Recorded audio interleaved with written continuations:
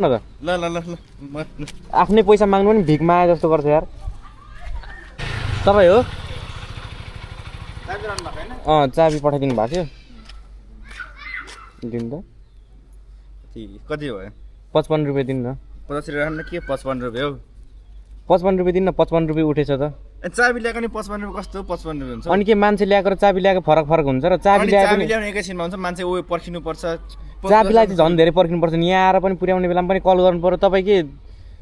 पैसा तिर्न नसक्ने भए के खानु बुक गरेको त पैसा तिर्न सक्दैन 50 रुपियाँ राख्नु न हुन्छ क्या 50 कसरी हुन्छ उठेको पैसा दिनु न उठेको पैसा पनि दिनु सक्नु 40 रुपियाँ 45 रुपियाँ आउँछ अनि चाबी अनि अरू बेला भन्दा हुन्छ यहाँ 55 रुपियाँ उठ्छ त कस्तो कुरा गर्नु भएको तपाईँले हुन्छ क्या हुन्छ जानु जानु हुँदैन 55 रुपियाँ दिनु जहाँबाट चाबी बोकेर नि चाबी ल्याए पनि मान्छे ल्याए पनि पैसा त एउटै हो नि त कहाँ मान्छे लिएर चाबीमा फरक हुँदैन हुँदैन चाबी ल्याए पनि मान्छे ल्याए पनि पैसा एउटै हो 55 रुपियाँ उठेछ 55 रुपियाँ दिनु नत्र चाबी ल्याउनु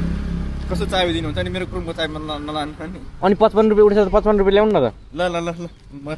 आफ्नै पैसा माग्नु पनि भिख मागे जस्तो गर्छ यार